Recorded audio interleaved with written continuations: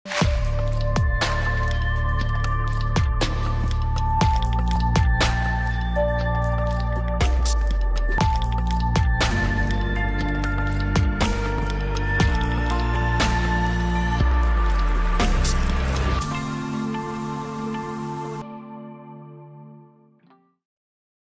লীগ মাঠে নামতেছে, নানাভাবে চেষ্টা করতেছে, ছোট হোক বড় হোক তাও নামতেছে, সমাজে মিশে যাওয়ার চেষ্টা করতেছে।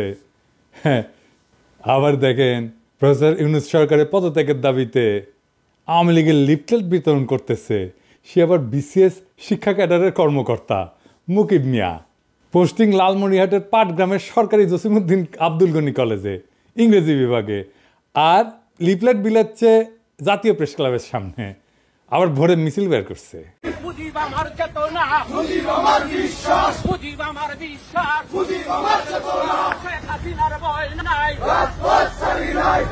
স্লোগান আবার দিচ্ছে ওই মুকিম, ওই ছাত্রলীগের কেন্দ্রীয় কমিটির সাবেক গণশিক্ষা বিষয়ক সম্পাদক ছিল। এইগুলা যেটি দেখবেন সেটি দাবরানি দিবেন, কোথাও এদের দাঁড়াবার দিবেন না। এটাই হইতেছে এখনকার স্ট্র্যাটেজি।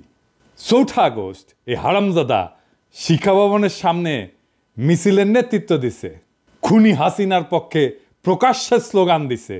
তারপরে 6 মাস ঘুরে বেড়াচ্ছে, পোস্টিং নিয়ে বসে আছে পাটগ্রামে যায়।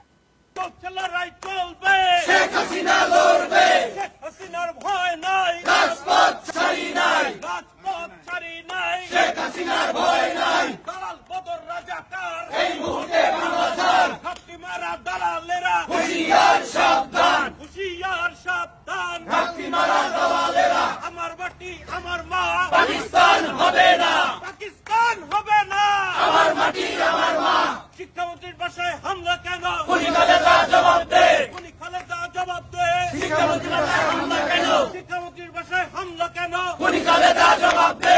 গত 6 মাস তার ফেসবুকে টানা অপপ্রচার চালায় গেছে সরকারি চাকরি কইরা। কেউ কিছু বলেনি, দিব্যি ঘুরে বেড়াইতেছে। বাসা বোধহয় সেগুন বাগিচা বা পল্টনে। ফেসবুকে যা লিখেছে সেটা ওর নেত্রী হাসিনা 2018 সালে সরকারি কর্মচারী একটা শৃঙ্খলা এবং আপিলের যে বিধিমালা 3 খ এই ধারা অনুযায়ী শাস্তিযোগ্য অপরাধ করছে, তাও সে আছে। শিক্ষামন্ত্রী হচ্ছে বিএনপির পছন্দের মন্ত্রী, ওই ডায়াপার পরা ওয়াহিদুদ্দিন মাহমুদ। 30 সেপ্টেম্বর আমি পোস্ট দিছিলাম এই ভিডিওর। ওই মাউসির সামনে স্লোগান মাস্টার কে নামও পাওয়া গেছে। 1 নম্বর তরিকুল ইসলাম 35তম বিসিএস, সাদিয়া সুলতানা 35তম বিসিএস, দিদারুল ইসলাম 34তম বিসিএস, আর মুকিব মিয়া যে স্লোগান দেওয়া 33তম বিসিএস, বিজয় কুমার ঘোষ 24তম বিসিএস, স্বরূপ কাহালি 24তম বিসিএস ওই স্লোগান দিচ্ছে, স্বরূপ কাহালির স্লোগান দিচ্ছে। জাফর আলী 16 বিসিএস, ওই এই প্রোগ্রামের মূল আয়োজক।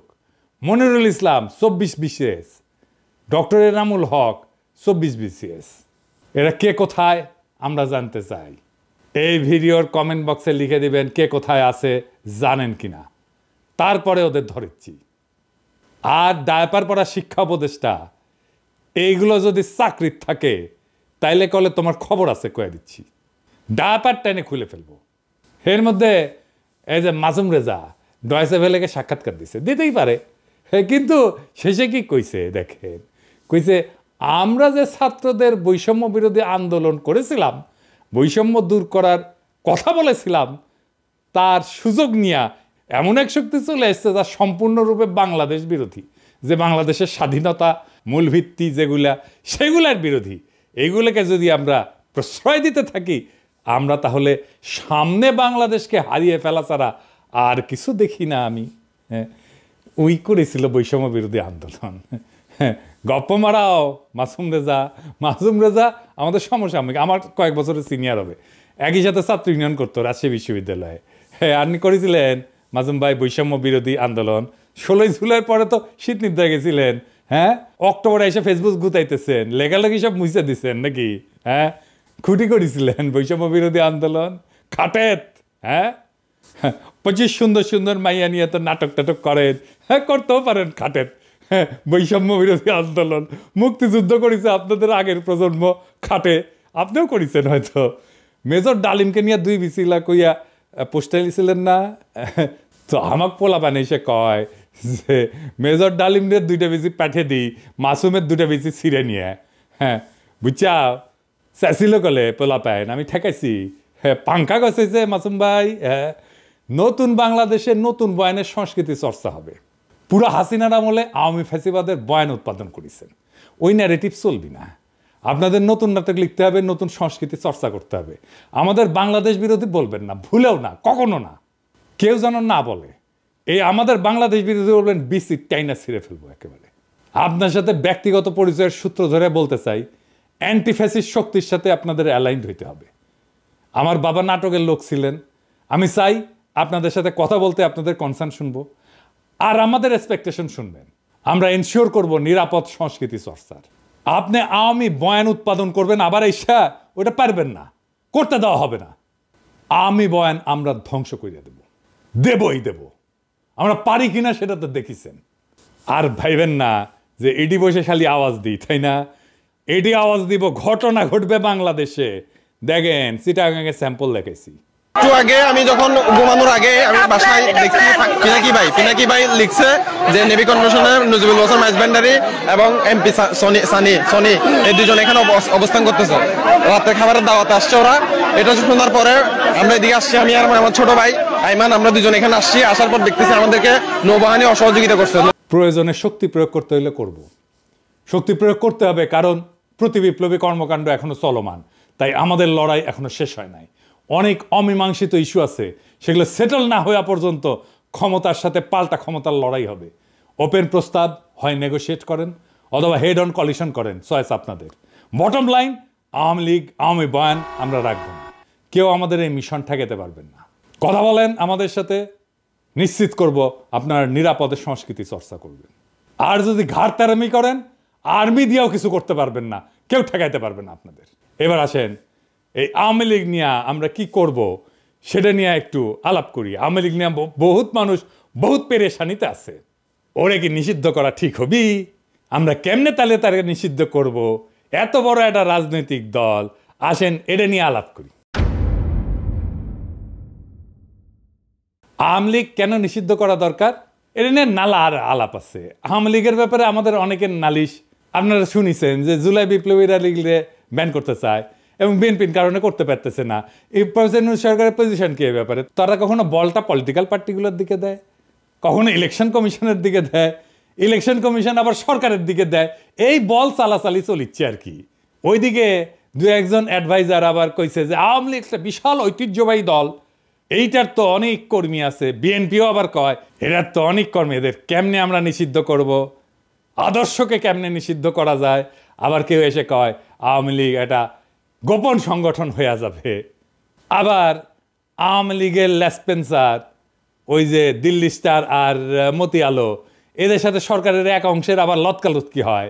আওয়ামী লীগের প্রভু ভারতের সাথে আবার সরকার বিএনপির উথলা ওটা প্রেম আছে, দেখিচ্ছেন না রিপাবলিক ডেতে যে একেবারে ধস্তাধস্তি ঢলাঢলি দেখে বাঁচি না।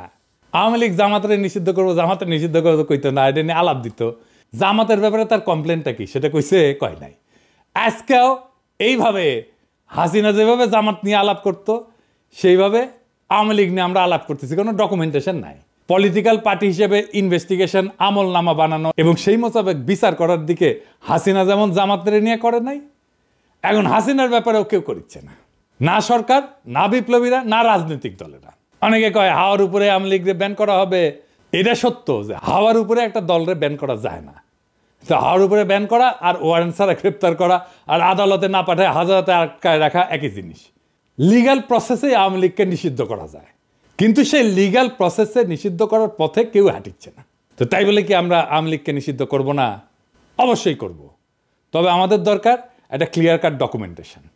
আওয়ামী লীগ একটা ফ্যাসিস্ট দল, তারা ফ্যাসিজম কায়েম কইরা দেশের জনতাকে বন্দি করছে, লুটপাট করছে। এইটা স্ট্যাবলিশ করার মতো ডকুমেন্টেশন সরকার বা বিপ্লবীরা এমনকি রাজনৈতিক দলরা দিতে পারছে এখনো পারে নাই। এই ব্যাপারে মন দিতে হবে আমাদের। বিচার বা ব্যান তো পরের মামলা, আপনাদের হাতে তো রাষ্ট্র, এই কাজ তো আপনাদের করতে হবে। আমাদের তো পেট চালানোর জন্য কামলা দিতে হয়। আমার তো বাবার জমিদার ছিল না যে কাজ না করে থাকতে পারবো। ফুল টাইম কাজ করলে দেশে থাকলে করে দিতে পারতাম, দেশে তো আর নিবেন না। আমরা নিশানা দিতে পারি, কোনো গ্রুপ কাজ করলে সাহায্য করতে পারি। এই ডকুমেন্টেশন করলে দেখবেন এবং এই আলাপের শেষে দেখবেন ফ্যাসিবাদও, এমনকি হিটলারের ফ্যাসিবাদ, মুসলিনের ফ্যাসিবাদও হাসিনার শাসনের চাইতে ভালো ছিল। সেই আলাপটাই করি, আসেন। এই ডকুমেন্টেশনে মোট 8টা পয়েন্ট থাকতে পারে, এলা প্রমাণ করা যাবে, ডকুমেন্ট রেডি করা যাবে, খুব বেশি কষ্ট করতে হবে না। আরো কিছু চাইলে যুক্ত করা যেতে পারে। এটা মোটা দাগের ডকুমেন্টেশন। কি কি? 1 নম্বর হচ্ছে জয় বাংলা একটা বর্ণবাদী রেসিস্ট একটা স্লোগান। এটা বাঙালি সুপ্রিমিস্ট স্লোগান, এটা সাম্রাজ্যবাদী স্লোগান, এটা বাংলাদেশের সকল জাতি আর ভাষার উপরে হামলার স্লোগান। এটা বাংলাদেশ রাষ্ট্রের সীমানার মধ্যে থাকা যতগুলো ভাষা আছে, যতগুলো জাতি আছে, সবার উপরে বাঙালির দখলদারিত্ব নিশ্চিত করার স্লোগান। সে দখল করে নিতে চায়, সে জয় করতে চায়, এমনকি জাতিসংঘের ইন্টারন্যাশনাল চুক্তিরও এটা ভায়োলেশন। এইটাকে ভায়োলেট করে ভারতীয় বাংলার সাথে মিলতে চায়। সোনার বাংলার জিকির কইরা বাংলাদেশকে একটা বর্ণবাদী রাষ্ট্র হিসেবে দেখাইতে থাকে। এইভাবেই কট্টর জাতীয়তাবাদী জিকিরের ভিতর দিয়া আওয়ামী লীগ ফ্যাসিজমের 1 নাম্বার শর্ত পূরণ করে। 2 নাম্বার, আওয়ামী লীগ একটা গণতন্ত্র বিরোধী শক্তি। 2008 সালে ইলেকশনের ভিতর দিয়ে ক্ষমতা দখলের পর গণতান্ত্রিক রাজনীতি, জনগণের মিছিল, সমাবেশ, এগুলোর অধিকার অস্বীকার করে আওয়ামী লীগ। ইলেকশনের সিস্টেমকে ধ্বংস করে দেয়, নিজের ক্ষমতাকে নিজেই সে রিনিউ করে, সেলফ রিনিউয়ালের মতো। মানুষের ভোটের দরকার নাই, নিজেই সে একটা সিস্টেম বানায় ফেলে যেটা ভোটের মতো দেখা যায় কিন্তু আসলে ভোট না। জনগণের কনসেন্টের কোনো তোয়াক্কা না কইরা আমলা পুলিশ দিয়া ক্ষমতা দখল করে রাখে। এমনকি এটা আওয়ামী লীগের জন্য নতুন ঘটনা না। 1973 সালের ইলেকশনেও ভোট ডাকাতি করছে, অপোজিশনের ক্যান্ডিডেটকে কিডন্যাপ করছে, এই ইতিহাস আওয়ামী লীগের আছে। এবং তারপরে 1975 সালে সমস্ত পলিটিক্যাল দলকে ব্যান কইরা বাকশাল বানায় মুজিব নিজেকে বাদশাহ, আজীবনের রাজা, প্রেসিডেন্ট ঘোষণা করছিল। হাসিনা যে শেখ মুজিবের এই বাকশাল থেকে বাইর হয়ে আসছে তা না, নামটা দেয়নি বাকশাল, কিন্তু এটা করছে ডাবল বাকশাল। বাকশালের পক্ষে মিডিয়ায় কলাম লেখা হয়েছে, বই ছাপা হয়েছে, হাসিনার বুদ্ধিজীবীরা এই বই ছাপাইছে, কলাম লিখছে। নিজেদের শাসক বাছাইয়ের যে নাগরিকদের এখতিয়ার, সেটা ডাকাতি কইরা আওয়ামী লীগ ডেমোক্রেটিক কমিটমেন্টকে অস্বীকার করছে এবং জাতিসংঘের যে মানবাধিকার কনভেনশন, যেটার একটা অন্যতম প্রধান বৈশিষ্ট্য হচ্ছে ভোট দেওয়ার অধিকার, সেইটা কায়রা নিছে। ওইটা ভাঙ্গা ফ্যাসিজমের আর একটা শর্ত পূরণ করছে। 3 নাম্বার, মানুষের বিবেকের স্বাধীনতা এবং ক্ষমতা সরকার রাষ্ট্রের ব্যাপারে নাগরিকদের অমত দেওয়ার যে এখতিয়ার, সেটা রদ করে দিছে আওয়ামী লীগ। আওয়ামী লীগের ক্ষমতা এবং সরকারের বৈধতা নিয়ে প্রশ্ন করাকে রাষ্ট্রদ্রোহিতা বলছে এবং রাষ্ট্রের বিরুদ্ধে ষড়যন্ত্র হিসেবে দেখাইছে এবং দেখাইয়া নাগরিকদের জেলে ঢুকাইতো শেখ হাসিনার আওয়ামী লীগ। ফলে হাসিনার শাসনের এখতিয়ারকে প্রশ্ন করার মতো কোনো মিডিয়াকেও থাকতে দেয় নাই। সমস্ত মিডিয়াকে সরকারি প্রোপাগান্ডা মেশিন বানায় তুলছিল হাসিনা এবং নিজেদের ডেফিনেশনের উন্নয়নের মিছা কথা প্রচারে রাষ্ট্রের সকল দপ্তর এবং বেসুমার টাকা পয়সা ঢালছিল তারা। এমনকি প্রাইভেট প্রতিষ্ঠান যেমন মোবাইল কোম্পানিগুলোকে বাধ্য করছিল তাদের প্রোপাগান্ডা প্রচারে। 4 নাম্বার, হিটলারের একটা বাহিনী ছিল, গেস্টাপো বাহিনী। ওই রকম বাহিনীর মতো এজেন্সি বানায় হাসিনা জনগণকে বন্দি করছে, যখন খুশি যে কাউকে তুলে নিছে, টর্চার করছে। তার তো জেল ছিলই, যাদেরকে সে জেলে নিতে পারবে না তাদেরকে আনরেজিস্টার্ড জেলে ঢুকায় রাখছে দিনের পর দিন। হরদম গুমফুম চালাইতে থাকছে হাসিনার এজেন্সিগুলা। বিদেশে যেই সমস্ত বাংলাদেশি হাসিনার এই টর্চার, গুমখুন, বৈধতা নিয়ে প্রশ্ন করছে, তাদের দেশে থাকা আত্মীয় স্বজনদেরকে জেলে ঢুকাইছে এবং গুমের হুমকি দিয়া বিদেশে থাকা অ্যাক্টিভিস্টদের থামানোর চেষ্টা করছে হাসিনা। এমনকি দুধের শিশুকেও জেলে আটকাইয়ে রেখা তার বাপ মাকে ব্ল্যাকমেল করছে, বাচ্চাকে খাইতে না দিয়া তার বাপ মাকে বাধ্য করার মতো কাম করছে হাসিনার এই এজেন্সি। 5 নাম্বার, রাষ্ট্রের সকল দপ্তরকে দখলের মধ্যে দিয়া সরকারের প্যারালাল কোনো প্রতিষ্ঠান থাকতে দেয় নাই হাসিনা। গুড গভর্নেন্স মানে তার একটা শর্ত আছে। এই গুড গভর্নেন্সের শর্ত হিসেবে সরকারকে চেক দিতে justice system, election commission, local government, parallel প্রতিষ্ঠান বানায় ব্যালেন্স অফ পাওয়ারের স্ট্রাকচার দাঁড় করানো দরকার। পাবলিক সার্ভিসে নিজ দলের কর্মীদের ঢুকেছে। বায়োডাটা নিয়ে যাই কিংবা যখনই যাদের প্রশ্ন করি যে এই ব্যক্তি এরা সুযোগ্য, উনি জিজ্ঞেস করেন এরা কি ছাত্রলীগ করেছে। পুলিশকে দলের একটা আলাদা শাখা বানাইছে, আমরা বলতাম পুলিশ লীগ। পুলিশের মধ্যে আওয়ামী লীগের কর্মী ঢুকাইছে, দলে দলে, 1-2 না। ইলেকশন কমিশনকে দলের এজেন্ট বানাইছে। এমনকি আদালতও হাসিনার অধীনে একটা দপ্তর হয়ে গেছে। দলের লোকজনের দেদার্সের জজ বানাইছে, হাসিনার হুকুম না মানা জজদের খেদায় দিছে। এই সমস্ত ঘটনার মধ্যে দিয়ে জাস্টিস সিস্টেম এতই সরকার অধীন হয়ে পড়ে যে পুলিশ বাহিনীর আদালত নামে আজব একটা জিনিস বানায় তারা। পুরা জাস্টিস সিস্টেমকে পুলিশের অধীন দপ্তর হিসাবে এতটাই নর্মাল করে তোলে হাসিনা যে একজন আসামিকে আদালত আর পুলিশের রিমান্ডে পাঠায় না। আপনারা দেখছেন না, পত্রিকায় লিখতেছে পুলিশ রিমান্ডে নিছে, এইভাবে নিউজ লেখা শুরু করে। রিমান্ডে তো পুলিশ নিতে পারে না, রিমান্ডে আদালত পাঠায় পুলিশের কাছে, কিন্তু মিডিয়া লেখে পুলিশ রিমান্ডে নিছে, মানে রিমান্ডে নেওয়ার অধিকার দায়িত্ব এটা নাকি পুলিশের। কি চমৎকার জাস্টিস সিস্টেম। 6 নাম্বার, ফ্যাসিজমের জন্য আদি ইতিহাসের দিকে তাকাই, তাহলে দেখব যে ফ্যাসিবাদের মূল যে তাত্ত্বিক মুসোলিনি ইটালি, তার সাথে হাসিনার আওয়ামী লীগের আরেকটা মিল আছে। মুসোলিনি ক্ষমতা ধরে রাখতে পারতেছিল না এবং সেই জন্য হিটলারের কোলে উঠা নাজি প্রোটেকশনের ক্লায়েন্ট হয়েছিল। একই ফর্মুলায় হাসিনাও ক্ষমতা ধরে রাখতে পারতেছিল না, সে ইন্ডিয়ার কোলে উঠা ইন্ডিয়ার প্রোটেকশনের দখলে রাখছিল বাংলাদেশ। 7 নাম্বার, ফ্যাসিজমকে যদি সাকসেসফুল করতে হয় তাহলে পাবলিক এডুকেশন সিস্টেমে পুরোটা দখল করিয়া মগজ ধোলাই করিয়া দরকারি নাগরিক মন বানাইতে হয়। এই ব্যাপারে হাসিনার তো চেষ্টা তোর অন্ত ছিল না। পাঠ্য বই সিলেবাস নিয়ে সে কি করছে সেটা তো দেখছেন। নাগরিকদের মগজ ধোলাই করতে, নয়া জেনারেশনের মন বানাইতে ফ্যাসিজমের দরকার হয় আইকন, রেটরিক, ন্যারেটিভ। হাসিনার ফ্যাসিজমের আইকন হিসেবে তাই সে এবং তার বুদ্ধিজীবীরা তার বাপের ছবি মূর্তিতে সয়লাভ করে ফেলে সারা দেশ। মূর্তিতে চুমা দেওয়া, সালাম করা, প্রণাম করা, এটা শুরু হয়ে যায়।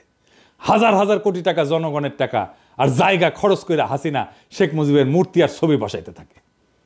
আর রেটরিক ন্যারেটিভ হিসেবে মুক্তিযুদ্ধের চেতনা, সোনার বাংলা, রাজাকার, আলবদর, পাকিস্তানি অত্যাচার, এই সমস্ত বয়ান তৈরি করে।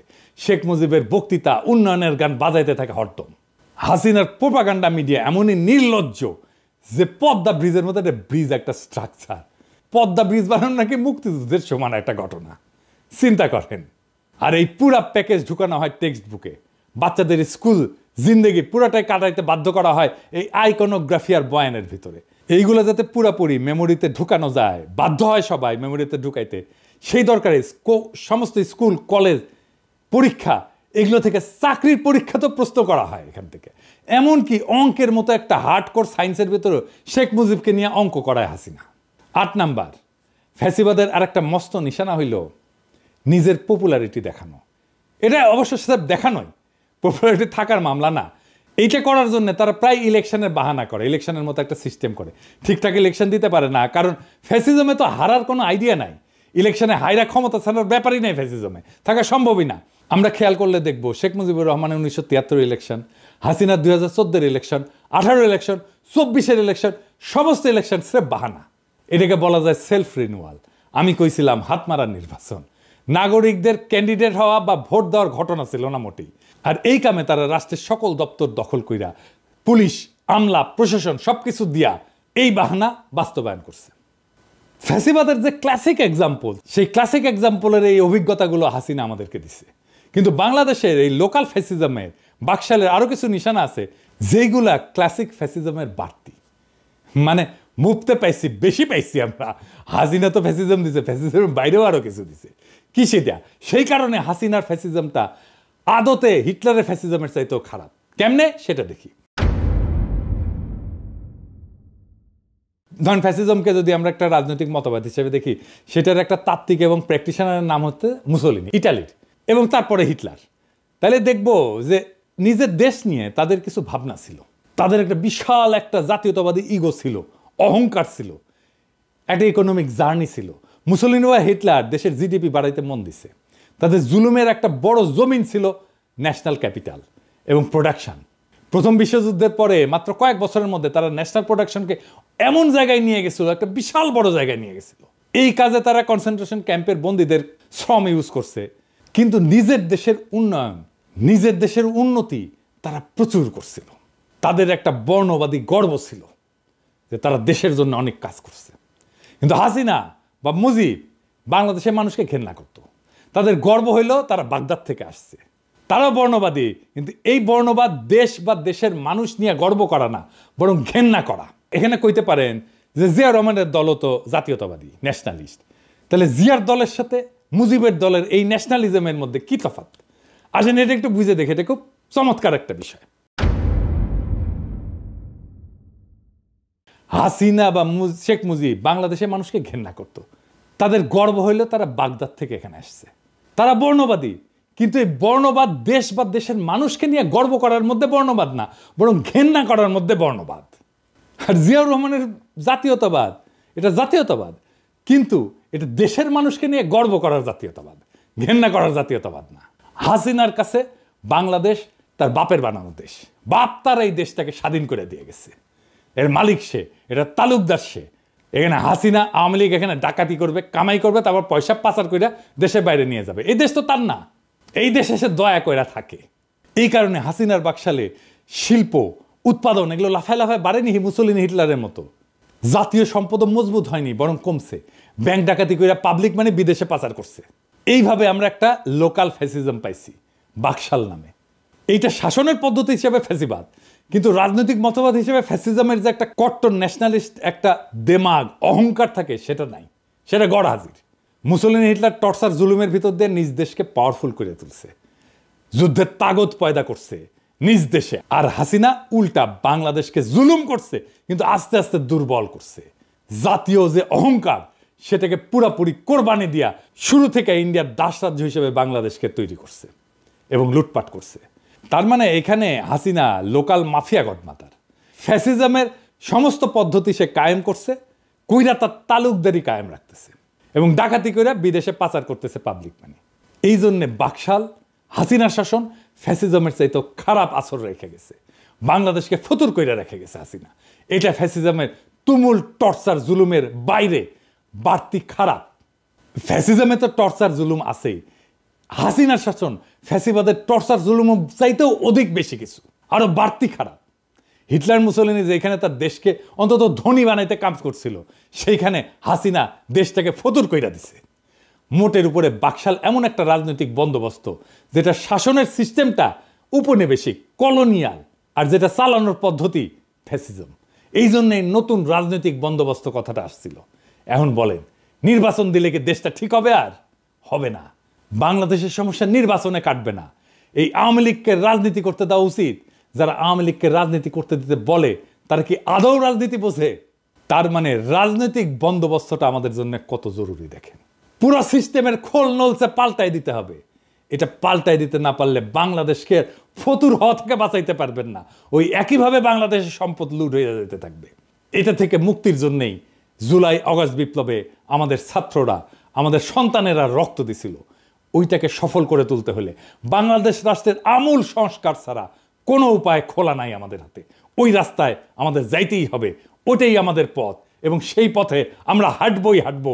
নির্বাচন দূরে থাকো, আগে বাংলাদেশকে রক্ষা করো, বাংলাদেশকে ফতুর হওয়া থেকে বাঁচাও, বাংলাদেশকে ফ্যাসিবাদের আসর থেকে বাঁচাও, বাংলাদেশ থেকে ফ্যাসিবাদের সমস্ত চিহ্ন দূর করার পথে হাঁটো। বাংলাদেশ ওই রাস্তায় হাঁটতে চায়, আমাদেরকে ওই রাস্তায় হাঁটতে দেন। আমরা ওই রাস্তায় হাঁটবই, আমরা বাংলাদেশকে ওই রাস্তায় নিয়ে যাবই। ইনকিলাব জিন্দাবাদ।